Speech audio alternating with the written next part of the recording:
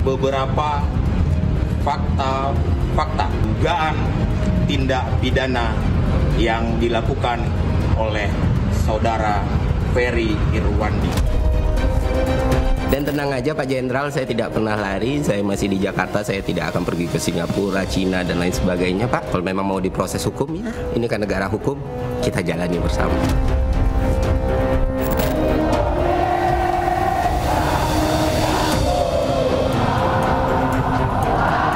Saya nonton di televisi, tapi saya serahkan kewenangan itu kepada Panglima TNI. Kita mempunyai strata pendelegasian wewenang.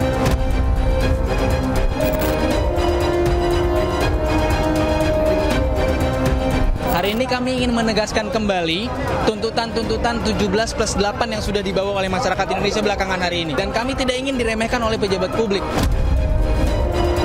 DPR RI akan memperkuat transparansi dan partisipasi publik yang bermakna dalam proses legislasi dan kebijakan lainnya.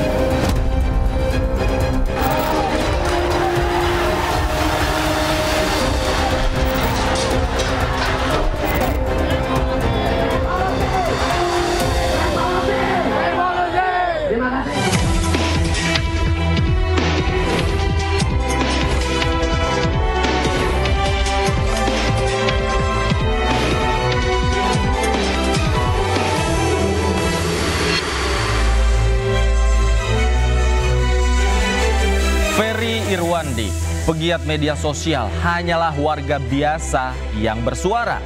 Suara yang harusnya menjadi bagian dari napas demokrasi kini terancam pidana. Suaranya dianggap sebagai sebuah provokasi dan mendiskreditkan institusi. Padahal rakyat baru menuliskan harapan lewat 17+8 tuntutan rakyat yang sudah direspon secara langsung oleh Presiden Prabowo Subianto.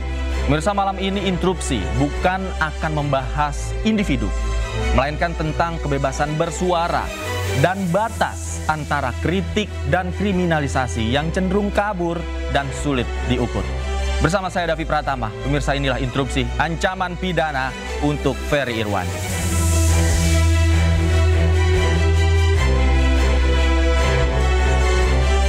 Dan di mimbar Interupsi malam hari ini sudah hadir sejumlah narasumber. Di sebelah kanan saya ada Pak Wibawanto Nugroho Widodo, pakar geopolitik dan keamanan nasional. Selamat malam, Pak Wibawa. Ya, selamat malam. Apa kabar? Baik, Baik terima kasih, ya. Mas. Terima kasih sudah hadir malam hari ini. Ya. Kemudian di sampingnya Laksda TNI Purnawirawan Iskandar Sitompul, Kapus Pen TNI 2010-2014. Selamat malam, Pak Iskandar. Selamat malam, Mas Devi. Apa kabar?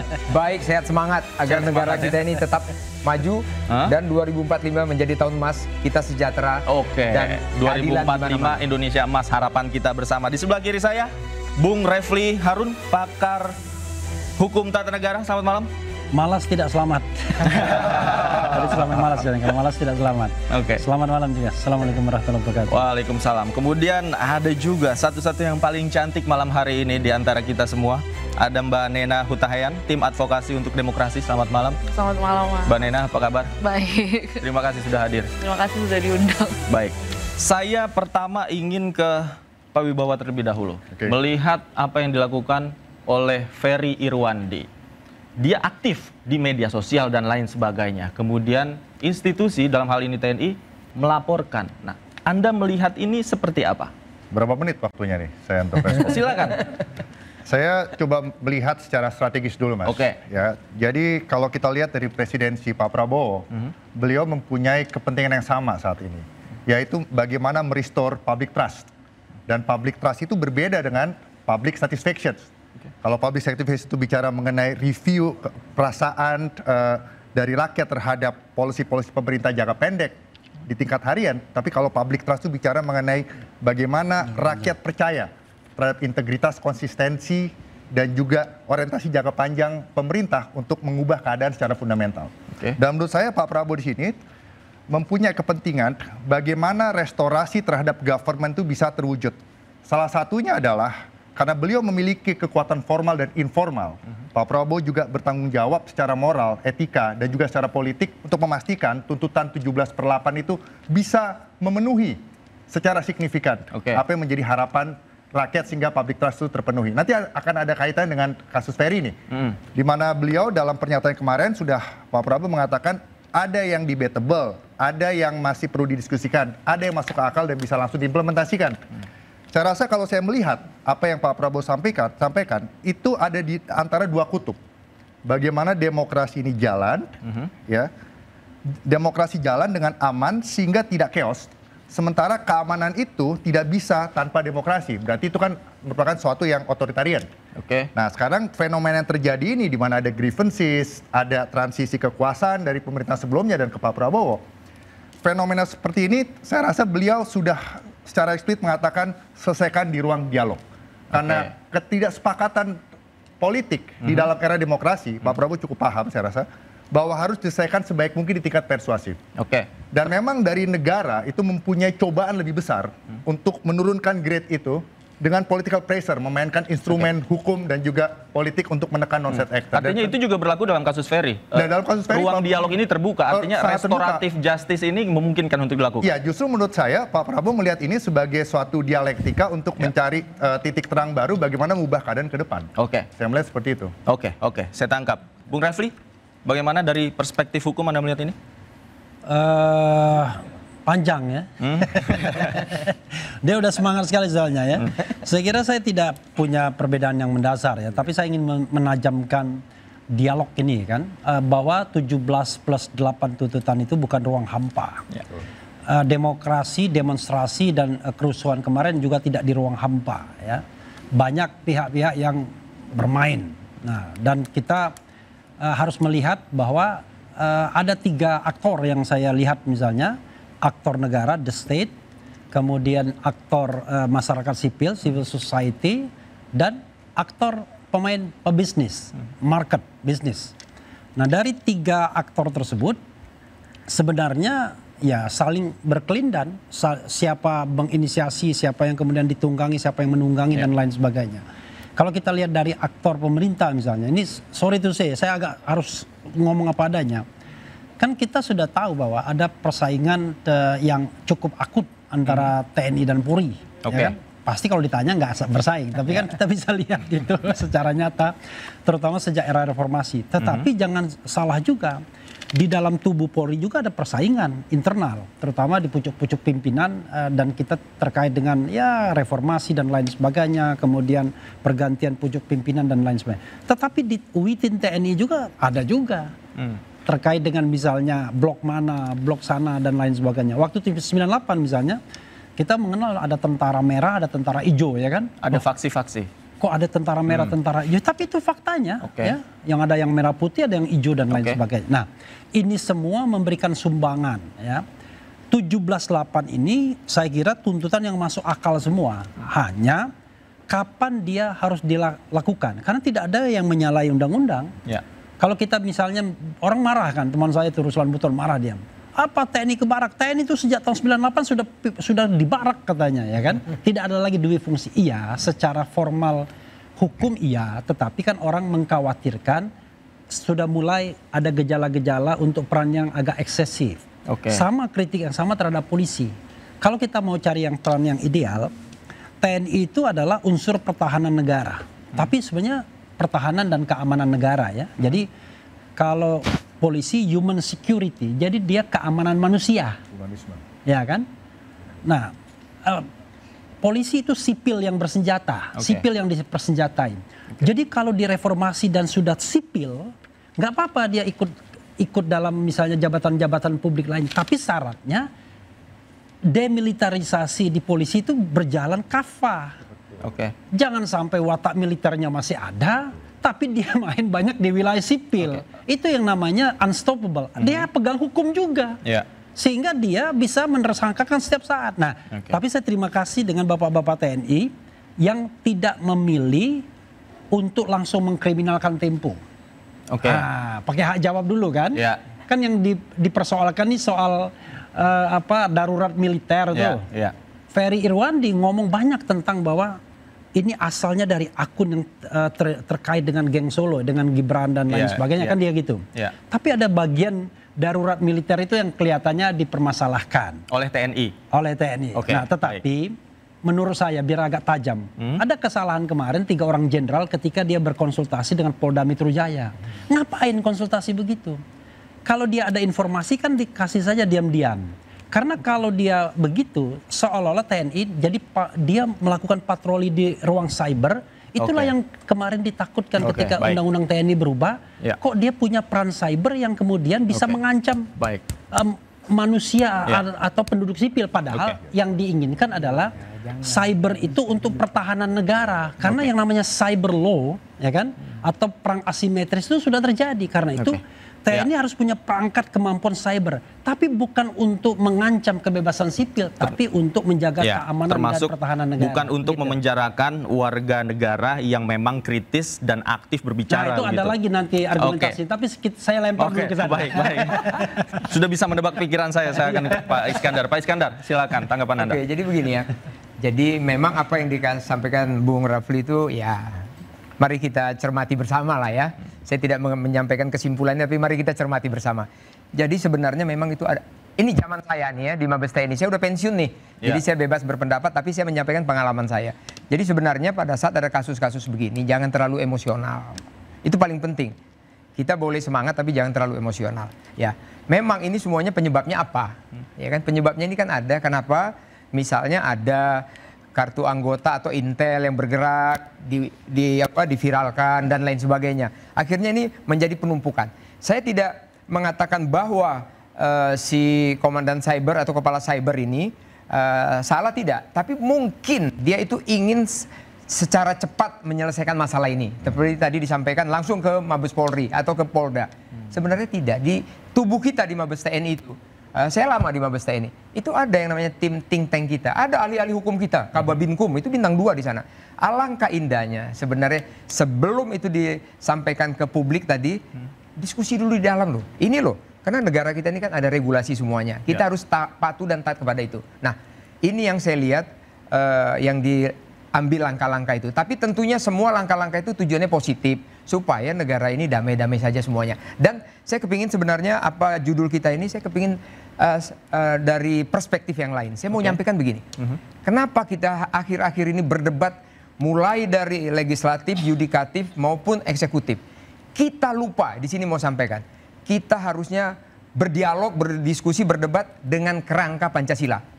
Ini yang saya mau ingatkan kepada semua pemangku jabatan yang ada di negara ini, agar negara kita 2045 nanti tahun emas, kita bisa sejahtera, bisa adil, dan semuanya bisa makmur. Kenapa saya katakan begitu? Di Pancasila itu sudah jelas, itu adalah dasar negara kita. Itu tidak boleh dibantahkan, tidak boleh diganti. Itulah pedoman kita. Manakala kita ada sesuatu, kembalilah ke Pancasila. Contohnya, saya ambil contoh. Misalnya ada sesuatu tentang kita punya masyarakat dengan DPR. It's okay. Saya setuju, saya sependapat. Seperti Bapak Presiden tadi mengatakan, ada yang diterima, ada yang didiskusikan, ada yang dipending dan lain sebagainya. Saya setuju dan saya sependapat. Alangkah indahnya semua itu dilakukan dengan Pancasila tadi. Silakan, apa itu? Ada di butir keempat, musyawarah mufakat. Anggota dewan, mari terima semua rakyat kita supaya cepat. Misalnya saya itu anggota legislatif, anggota eksekutif. Di situ kan banyak tuntutan yang aneh, bukan yang aneh, tuntutan di mana tidak ada keadilan, tidak ada keseimbangan semuanya. Alangkah indahnya semua itu pada saat akan katakanlah naik perumahan, naik gaji dan naik semuanya itu dimusyawarahkan semuanya. Sehingga jurang pemisah antara UMR, antara dengan medium class dan high class itu jangan terlalu berlipat ganda seperti di negara kita ini. Karena negara lain tidak seperti itu. Ini yang saya mau sampaikan. Saya garis bawahi, musyawarah dan mufakat. Nah, apakah ini juga berlaku terhadap Ferry Irwandi dan juga TNI? Tanggapan Anda, Mbak Nina? Sebenarnya kalau kita ya dari civil society, dari TAUT sendiri ya, dari teman-teman TAUT dan beberapa pandangan dari teman-teman di koalisi masyarakat sipil sendiri melihat bahwa apa yang saat ini dilakukan Ferry itu hanya sebagai bentuk dia berekspresi, dia kemudian melihat bagaimana berpendapat sebagai warga negara yang dijamin hak asasinya untuk berpendapat gitu kan. Tapi kemudian ekspresi yang disampaikan oleh teman-teman TNI pada saat berkonsultasi ke Polda Metro Jaya pun kami anggap sebagai dia melewati kewenangan dia sebagai seorang bahwa dia bertugas bahwa kewenangan dia selama ini yang ada di undang-undang itu berkaitan langsung dengan pertahanan negara, sedangkan dia sudah masuk ke dalam ranah-ranah sipil. Ini yang ditahan kemudian... dulu sampai kewenangan, nanti kita akan ulas lagi setelah pesan-pesan berikut ini. Pemirsa jangan kemana-mana, interupsi, segera kembali.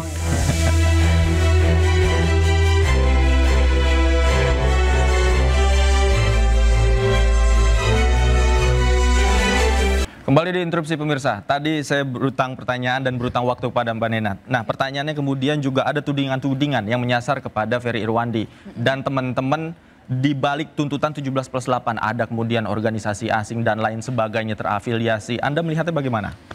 Kalau kembali lagi ya tadi soal bahwa kemudian ternyata yang kami menilai apa yang dilakukan kemarin itu bentuknya sudah melanggar kewenangannya karena kembali lagi pasal yang sering sekali dipakai adalah pasal 27A Undang-Undang ITE soal pencemaran nama baik kan kemarin. Nah itu kan sudah ada putusan MK di mana putusan itu membatasi bahwa yang bisa dikatakan dicemarkan nama baiknya itu individu, bukan institusi atau lembaga gitu kan. Jadi kita juga melihat ini kenapa jadi TNI datang terus kemudian dicemarkan nama baiknya. Nah, apakah kemudian TNI itu memenuhi unsur individu? Karena di unsur individu itu pun harus ada individu dengan identitas yang melekat, yaitu ras, agama, dan juga satu lagi itu ras, agama, dan suku. Nah, apakah kemudian TNI itu masuk sebagai ras atau agama atau suku? Kan tidak gitu, dan bukan identitas pribadi, itu adalah sebuah institusi. Jadi kami melihat dia sudah menyalahi, bahkan itu bukan hanya menyalahi tugas yang diperintah di Undang-Undang Dasar, di Undang-Undang nomor 30 di Undang-Undang TNI sendiri pun dia sudah menyalahi tugas fungsi dia sebagai seorang TNI gitu. Kalau soal tuduhan asing dan sebagainya gitu.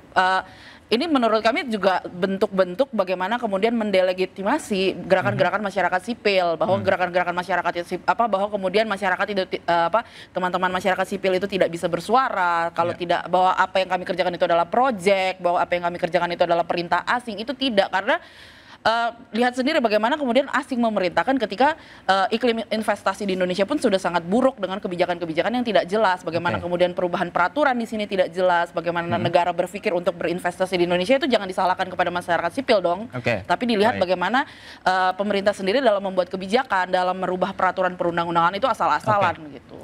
Baik. Saya tambahkan sedikit bisa? Ya, silakan. Sedikit saja. Ya. Banyak sih sebenarnya. Sedikit saja. Saya sih sebenarnya memang kita tidak boleh gegabah dalam menggunakan pasal-pasal Undang-Undang ITE. Jadi udah salah kaprah. Jadi ada 3 pasal yang sering digunakan untuk menjerat kritisisme masyarakat. Satu yang terkait dengan pasal yaitu ujaran kebencian. Yang 2 berita bohong, dan yang ketiga adalah pasal pencemaran nama baik. Nah, padahal ketiga pasal tersebut tidak bisa diterapkan dengan mudah. Karena ada batasan-batasan baik dalam undang-undang itu sendiri maupun oleh putusan-putusan MK. Sebagai contoh misalnya begini, yang namanya organisasi itu tidak boleh mengadukan pencemaran nama baik. Karena organisasi itu bukan manusia yang punya hati dan perasaan. Yang boleh mengadukan adalah individu. Tapi individu pun bukan jabatan. Jadi kalau Anda pemegang jabatan, let's say Anda Panglima TNI mengadukan Ferry Irwandi, nggak boleh juga tetap. Organisasi nggak boleh juga. Kemudian kumpulan masyarakat yang terlembaga nggak boleh juga. Kalau yang boleh keluarganya bagaimana? Misalnya keluarganya. Yang boleh adalah personal. Nah, personal itu tentu tidak terkait dengan jabatan dan tidak terkait organisasi. Jadi betul-betul penghinaan, misalnya pencemaran itu terhadap orang, bukan terhadap lembaga. Demikian juga kalau sara antar golongannya udah nggak ada lagi. Suku, agama, ras, yang lainnya adalah soal kelainan fisik, kelainan mental, dan lain sebagainya. Nah itu tidak mudah juga. Nah jangan-jangan hal ini tidak dipahami oleh teman-teman dari TNI yang kemarin ke Polda Metro Jaya, Pak Iskandar. Apakah sebelumnya ada mekanisme diskusi dan lain sebagainya? Jangan-jangan yang kemarin ini di luar garis koordinasi. Seperti apa analisa Anda? Analisa saya sebagai senior atau purnawirawan TNI harusnya ada koordinasi di internal. Ya, kenapa? Ini menyangkut sesuatu yang sensitif. Nah, tadi sudah Bung Rafli sudah mengutarakan semuanya. Apalagi di situ sudah ada itu kalau saya nggak salah, mungkin saya dikoreksi kalau nggak salah itu Undang-Undang ITE itu 27 kalau saya nggak salah ya. Terus masuk ke Mahkamah Konstitusi, keluar keputusan 105. Nah, itu itu dikeluarkan di situ. Tidak. Jadi apapun yang terjadi, Mahkamah Konstitusi itu adalah kepanjangan tangan Tuhan yang Maha Kuasa itu. Kita harus patuh dan taat kepada itu. Kalau kita tidak patuh dan taat kepada itu, wah, negara kita ini bisa babaliut semua nih. Dan saya yakin dan saya percaya, pasti Mabes TNI sudah mengadakan koordinasi. Saya yakin dan percaya itu. Mudah-mudahan semua bisa berjalan dengan baik. Ini dari saya tentang polemik cyber ini. Nah, tentunya di sini saya mau menambahkan begini ya, Jadi TNI ini garda terdepan kita, garda terdepan kita. Sehingga pasti mereka semua itu ingin negara ini damai-damai saja. Baik. Karena kalau sudah terjadi sesuatu yang chaos, mungkin akan susah bergeraknya kita atau susah memadamkannya. Begitu. Selalu berpikir begitu. Sehingga ini yang perlu kita mungkin mengapresiasi. Jadi kita jangan mengambil negatifnya, tapi ambil positifnya. Ini menurut saya. Baik, kekacauan juga itu tidak diinginkan oleh semua pihak. Betul. Nah, Pak Wibawa, bagaimana Anda melihat ini? Kemudian dari kekacauan ini, kemudian ada tudingan-tudingan bagaimana kepentingan asing masuk melalui masyarakat sipil dan lain-lain sebagainya. Saya mencoba mensintesiskan apa yang tadi Mas Refli sudah jelaskan dari perspektif hukum, dari Mbak Nina ya dari perspektif demokrasi ya, bahwa ada persyaratan dalam kehidupan demokrasi harus dipenuhi. Tadi udah benar Mas Refli juga dari hukum tata negara, dan dari Pak Iskandar sudah menjelaskan SOP dan norma di dalam leadership TNI, ya, dan juga bagaimana kita harus kembali ini ke kerangka Pancasila sebagai way of life dan strategi culture kita, termasuk dalam menghadapi tantangan bersama. Karena ujung-ujungnya ini adalah proses dialektika untuk mencapai collective will yang diharapkan. Saya mencoba melihat dari perspektif Pak Prabowo. Saya mencoba membaca pikiran beliau. Yang pertama, beliau sekarang dalam posisi harus merestore public trust. Itu. Dan sekali lagi, public trust berbeda dengan public satisfaction, kepuasan publik. Jadi beliau sekarang akan melakukan apapun untuk memunculkan, meneguhkan keyakinan masyarakat bahwa pemimpin dan pemerintah memiliki integritas, konsistensi dan orientasi jangka panjang untuk kepentingan bangsa. Karena ini adalah modal awal legitimasi. Nah, dua hal yang sekarang Pak Prabowo saya lihat harus address langsung adalah isu yang sedang kita bahas mengenai aktivis demokrasi yang bersuara di ruang cyber, dan juga untuk 17.8 demand. Dan untuk 17.8 demand itu, kalau itu terpenuhi, nama beliau baik. Beliau bisa merestore public trust. Tapi kalau itu dianggap tidak terpenuhi, nama beliau jelek. Karena biar bagaimanapun beliau mempunyai kekuatan informal untuk mempengaruhi DPR mengeluarkan outcome yang diharapkan bisa memenuhi harapan masyarakat. Nah, terkait kasus siapa namanya? Ferry. Saya mau mencoba melihatnya begini ya, Mas ya. Dan saat cyber ini backgroundnya adalah seorang Kopassus, ya, pernah bertugas sebagai Dangrup 3 Sandi Yuda, yang tugasnya adalah mengenai operasi pengaruh, influence operations. Seperti tadi Pak Iskandar bilang, maksudnya adalah baik. Bagaimana publik ini terdidik dengan adanya informasi-informasi yang beredar, ya, dengan segala simpang siur, ya, dalam systemic interactions yang kita hadapi selama 2 bulan terakhir sebagai residu dari transisi kekuasaan masa lalu. Tapi saya yakin Pak Prabowo dengan background Sandi Yuda juga di masa lalu, dan sudah lama di politik, sudah pernah di hutan, sudah pernah di tugas di TNI, AD, TNI, dan di politik lama, saya rasa beliau bisa meneduhkan suasana ini.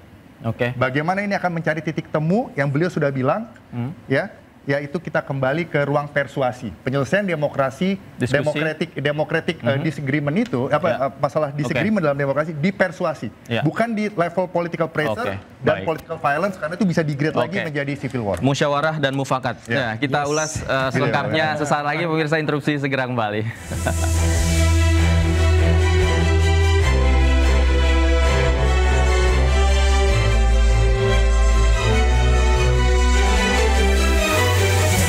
Meskipun belum ada langkah hukum begitu ya terhadap Ferry Irwandi dan lain sebagainya. Namun paling tidak secara psikologis apa yang dilakukan oleh TNI kemudian ke Polda Metro Jaya ini cukup membuat Ferry Irwandi dan teman-teman aktivis ini menyoroti begitu ya, ibaratnya alarm. Nah, kalau dari komunikasi Mbak Nena sama teman-teman, apa tanggapan mereka ketika ada hal-hal seperti ini? Mereka mungkin barangkali jadi takut untuk tampil, takut berbicara dan mempengaruhi psikologis mereka.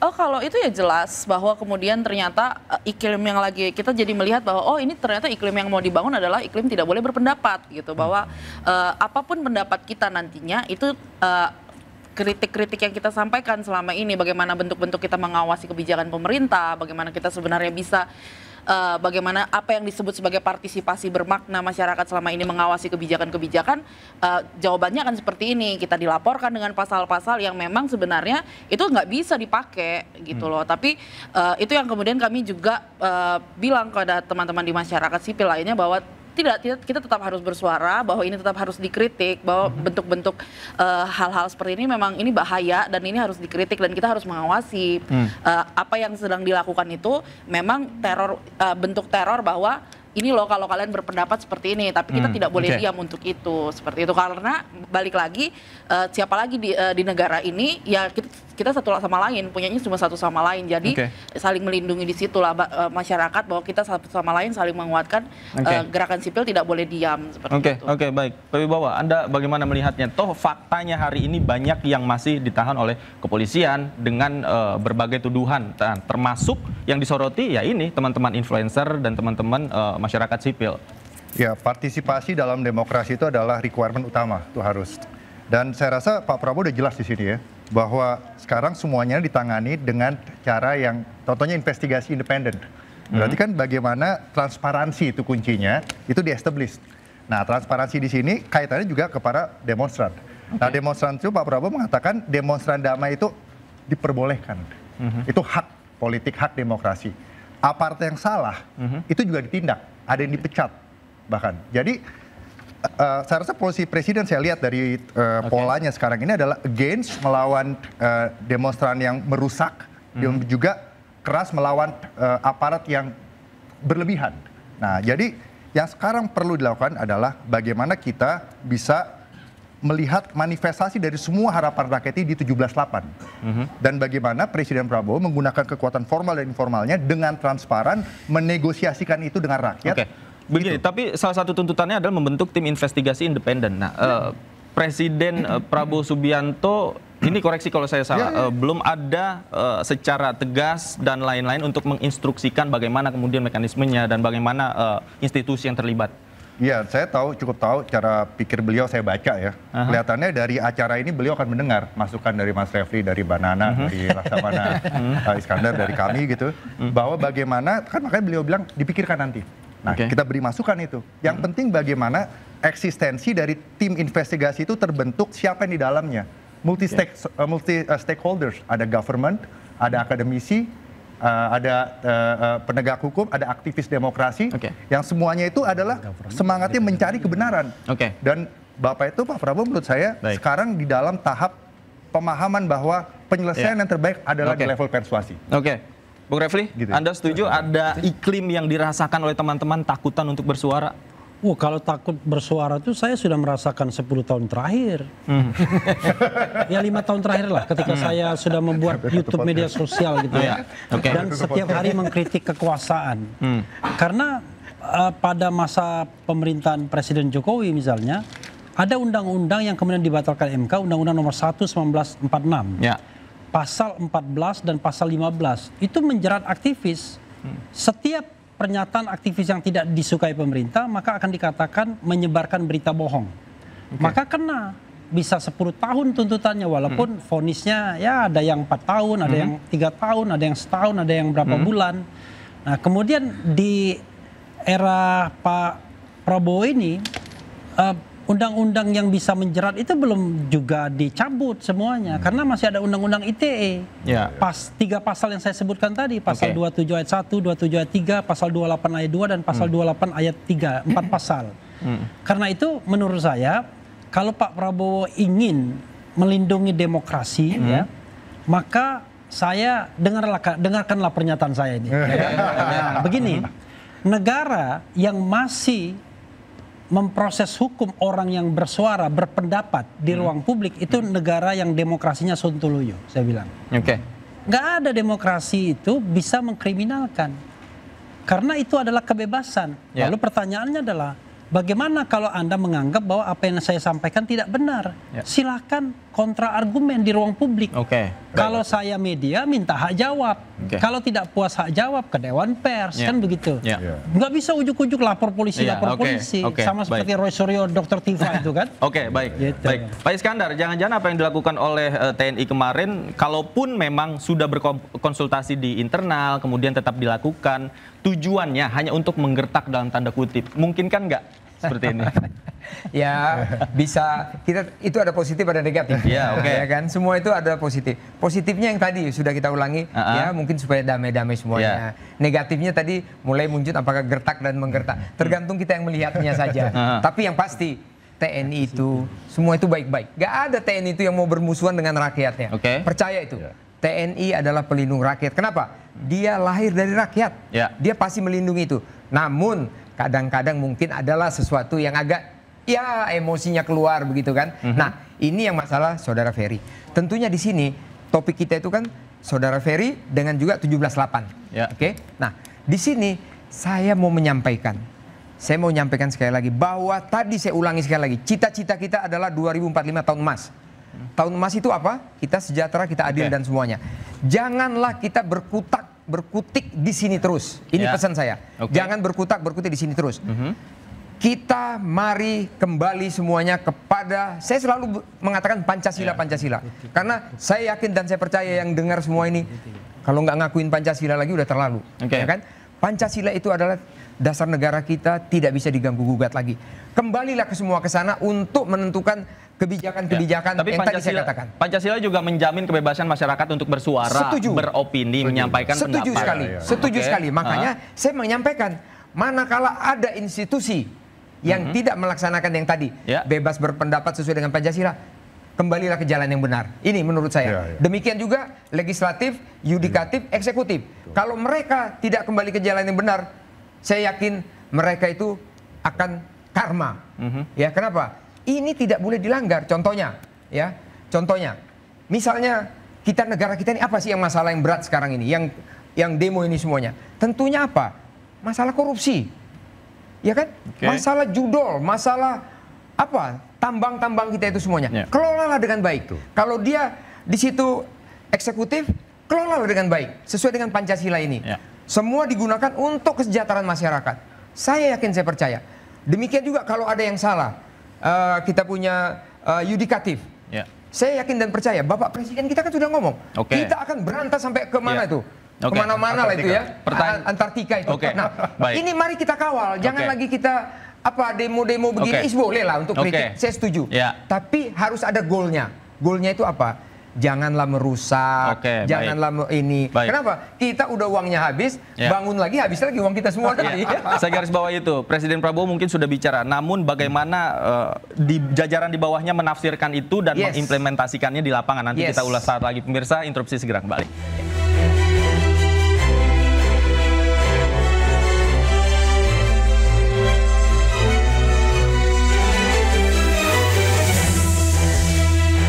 Tadi saya katakan bahwa Pak Prabowo memang sudah tegas menginstruksikan jika ada ditemukan kesalahan harus ditindak secara tegas. Nah, bagaimana kemudian jajaran di bawahnya mengimplementasikan ini? Faktanya saat ini masih banyak orang-orang yang ditahan, kemudian juga kita belum tahu bagaimana prosesnya dan lain sebagainya. Nah, Mbak Nena, dari catatan Anda saat ini ada berapa yang teman-teman masih ditahan setelah unjuk rasa kemarin? Kalau dari catatan Taut sendiri yang kemarin juga baru kita rilis itu ada sekitar 616 aduan, di mana 285 itu laki-laki, 8 perempuan dan 323 itu belum teridentifikasi. Oke. Nah, kalau di 125 itu masih ditahan sampai hari ini, kemudian 383 sudah dibebaskan, ada 27 lagi yang perlu kami konfirmasi kembali. Oke, belum ada informasi bahwa mereka ditahan karena mungkin berbuat anarkis dan lain sebagainya, pembakaran dan lain sebagainya? Jadi sebenarnya itu juga kita bentuk penangkapannya ini juga dia itu ada yang memang di dalam demonstrasi itu sendiri, ada yang memang sialnya lagi ada di sekitar wilayah itu gitu. Jadi bentuk penangkapannya juga belum jelas nih. Kenapa pasal apa dasar penangkapannya. Makanya kami dari TAUD sendiri memandang ini penangkapan yang sangat sewenang-wenang, bahwa orang asal ditangkap tidak ada dasarnya. Kan penangkapan itu juga nggak bisa asal tangkap ya, harus ada pemanggilan, ada sebagainya gitu. Oke. Nah ini penting, Bung Refli. Anda melihat bagaimana yang dilakukan ini kan paling tidak secara psikologis mempengaruhi teman-teman ketika berbicara, ketika menunjukkan sikapnya dalam aksi unjuk rasa dan lain-lain. Iya, jadi kita harus bedakan antara orang yang berunjuk rasa dengan orang yang dari awal ingin membuat kerusuhan atau menunggangi unjuk rasa. Nah, dari sinilah sesungguhnya kepiawaian penegak hukum untuk bisa memisahkan itu. Jadi siapa atau kelompok mana yang betul-betul berunjuk rasa karena menggunakan hak berdemokrasinya atau hak konstitusionalnya. Tapi mana kelompok atau individu yang dari awal memang ingin memancing di air keruh. Nah, saya tidak percaya orang yang memancing di air keruh itu seperti Delvedro Marhaen misalnya, Ferry Irwandi. Saya kira mereka tanpa mengecilkan mereka, tidak dalam kapasitas untuk bisa mempengaruhi sebuah orkestrasi demonstrasi yang begitu besarnya. Maka kita harus bedakan dengan orang yang hanya tersulut emosinya ketika berada di lapangan. Boleh diamankan sebentar, harus dilepaskan. Nah, yang harus dicari adalah otak-otak perusuhnya yang memang dari awal memang menghendaki kerusuhan itu. Makanya kemudian orang bilang, jangan-jangan ada agen asing misalnya. Jangan-jangan ada kelompok kekuasaan yang lama yang 10 tahun yang lalu ingin membalikkan keadaan karena terdesak dengan isu-isu korupsi dan isu-isu pemakzulan misalnya. Nah, itu yang harus kemudian kita cari. Nah, karena itu jadi relevan yang namanya tim independen tadi. Investigasi independen. Tim investigasi independen untuk menguak. Soal penegakan hukum itu soal lain. Yang paling penting adalah bagaimana kita bisa mendapatkan informasi sebenar-benarnya dan sebaik-baiknya. Dan ini dikaitkan dengan hak konstitusional warga negara, yaitu the right to know. Hak untuk mengetahui, dan itu merupakan hak konstitusional dijamin di pasal 28F. Jadi Pak Prabowo, please buatlah tim independen itu dan kasih mandat yang jelas untuk memanggil orang dan lain sebagainya, sehingga masyarakat tahu, tidak diombang-ambingkan siapa sesungguhnya yang harus bertanggung jawab terhadap demo rusuh yang mengakibatkan 9-10 orang meninggal dunia. Soal unjuk rasa itu hak konstitusional, tapi membuat kerusuhan, apalagi kemudian merencanakan makar dan lain sebagainya, ya tentu tidak bisa kita tolerir begitu. Oke, Pak Wibawa? Ya, jadi saya mau kembali melengkapi apa yang disampaikan Mas Elvin, Mbak Nana tadi. Kembali ke bagaimana. Nggak ada agen. Saya nggak setuju. Saya nggak setuju. Tapi saya sampaikan dengan diplomatis. Jadi melengkapi bahasanya. Di panggung ini nggak harus diplomatis, Mas. Oh, nggak harus diplomatis ya. Jadi bagaimana sekarang yang penting, tadi sudah disampaikan kan, di era 10 tahun yang lalu merasa banyak kriminalisasi terhadap aktivitas demokrasi, partisipasi publik dan juga ekspresi dari pikiran ya, yang merupakan elemen utama dalam demokrasi.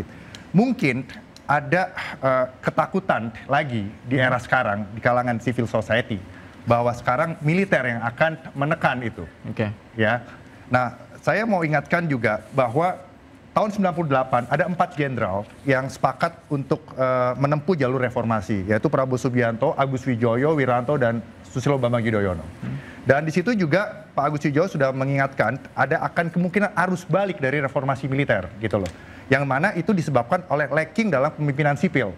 Dan juga cobaan dari beberapa aktor, sedikit aktor yang berusaha menggunakan TNI untuk menyelesaikan masalah-masalah dengan cepat. Untuk kepentingan-kepentingan kelompok. Kalau sekarang aktor-aktor itu terindikasi nggak? Nah, sekarang menurut saya Pak Prabowo seperti tadi sudah dibilang, dalam posisi harus merestore public trust.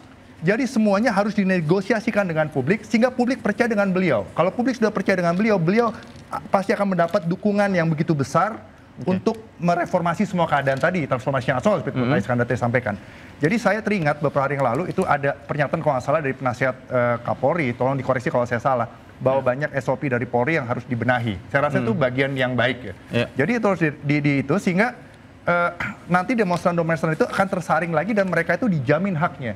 Jadi Pak Prabowo juga harus memastikan bahwa keamanan dijalankan di era beliau adalah keamanan yang demokratis, demokrasi yang mungkin aman. Salah satu bentuknya membentuk tim investigasi independen tadi. Dan militer itu jangan perlu ditakutin, mereka punya semangat yang baik. Mungkin ya semua orang itu, angkatan darat, laut, udara itu mereka mempunyai cara pikir yang berbeda bagaimana mengamankan kepentingan nasional. Demikian juga seluruh elemen lain. Jadi ya tolong dimaklumin aja mungkin ya, saya tidak bicara on behalf of Afghanistan Cyber ya. Secara positif saya melihatnya seperti itu, bahwa kita harus bisa membangun perbedaan ini secara konstruktif dan persuasif. Dan Pak Prabowo dan transparan. Saya coba menyelami perspektif dari TNI. Nah, kepada Pak Iskandar, bagaimana sebenarnya TNI melihat situasi seperti yang terjadi kemarin, kemudian bagaimana kemudian cara TNI menangani hal-hal seperti ini jika muncul dinamika seperti Ferry Irwandi dan lain-lain misalnya. Nah, jadi begini ya, TNI itu selalu patuh dan taat kepada regulasi. Regulasi kita ada itu, Undang-Undang 34 diperbaruin. Jadi Undang-Undang 3 2025 kalau saya nggak salah. Mungkin Bung Rafli lebih hafal. Tapi saya juga hafal sedikit-sedikit, kalau salah dikoreksi. Itu di situ dikatakan. Salah satunya apa? Menjaga keutuhan wilayah. Tentunya seorang Panglima TNI, seorang asisten intelijen, seorang kepala BIN, kepala BAIS, dia punya teropong sendiri. Ini arahnya ini kok bagaimana nih eskalasinya? Kok bagaimana ini? Apakah ini sudah mulai akan keutuhan wilayah ini apa sudah mulai terganggu? Pasti kan punya sense mereka itu. Mereka kan punya pengalaman semuanya. Pasti punya sense. Nah, tentunya di situ TNI itu di dalam undang-undang juga di OMSP ya, Operasi Militer Selain Perang itu ada ya. Perbantuan kepada pemerintah daerah, perbantuan kepada polisi itu resmi semuanya. Tidak ada yang melanggar semuanya. Nah, tentunya di sini TNI akan tetap menjaga. Dia tidak akan ingkar kepada negara ini. Karena dia ditugaskan untuk menjaga negara. Percayalah, saya yakin nanti untuk Mbak yang, Mbak Nena, jangan khawatir. Mungkin bisa didiskusikan dengan polisi, mungkin bisa didiskusikan dengan semuanya. Kalau memang itu data-data itu begitu banyak masih, ya itu perlu direspon cepat dengan saudara-saudara kita yang baju coklat atau bapak-bapak kita polisi. Saya yakin mereka juga tentunya itu akan ingin menciptakan negara ini aman. Jadi menurut analisis Anda dalam kasus ini Ferry Irwandi, TNI sudah ya tidak akan meneruskan meskipun secara institusi tidak akan bisa melaporkan. Saya yakin dan saya percaya TNI tidak akan seperti itu. TNI tidak akan mengintimidasi, tidak ada. TNI itu tidak pernah begitu. Oke, baik. Mbak Nena, puas dengan jawabannya? Yakin? Kalau misalnya ditanya yakin atau tidak, ya sebenarnya satu yang penting sekali yang sekarang lagi kami itu kan ya kalau memang tidak ada pasal jangan dipaksakan gitu tuh loh. Jangan dipaksakan orang yang memang tidak seharusnya ada di bahwa proses hukum itu harus transparan, bahwa orang ditangkap kemudian diberikan pasal, karena ini kayak tadi yang dibilang Bang Refli ya, bahwa tidak ada proses penyelidikan siapa sih yang jadi dalang atau sebagainya, seolah-olah tuh orang ditangkap sudah itu dalangnya gitu tuh loh. Jadi itu yang dibangun saat ini di publik. Yang ingin saya sampaikan, ada tidak adanya updatean dari Del Pedro, dari teman-teman civil society lainnya, aksi itu akan tetap terjadi, dan bahwa kerusuhan apa yang terjadi saat itu, keributan saat itu pasti terjadi. Itu tidak bisa serta-merta menempatkan pada satu orang yang berpendapat seolah-olah apa yang dia pendapatkan itu yang menjadi yang memancing keributan. Sampaikan kepada teman-teman semuanya. Ya, saya di sini mantan Kapuspen TNI. Saya yakin, saya percaya Mabes TNI, Mabes AD, Mabes AL, saya yakin dan percaya mereka semua akan patuh kepada regulasi. Apalagi sudah banyak para pakar mengatakan jangan seperti itu. Kita lihat bagaimana prosesnya, bagaimana implementasinya, dan bagaimana TNI bersikap dalam hal ini. Ancaman pidana untuk Ferry Irwandi bukan soal pasal atau perkara pribadi, pemirsa. Ia adalah simbol tentang bagaimana negara memperlakukan rakyat yang bersuara. Demokrasi tidak akan runtuh karena senjata, tapi ia mati perlahan karena suara rakyat yang hilang. Pemirsa, kami diskusikan, Anda yang simpulkan. Saya Davi Pratama. Terima kasih, selamat malam. Sampai jumpa. Terima kasih Bung Refli, Mbak Nena, terima kasih.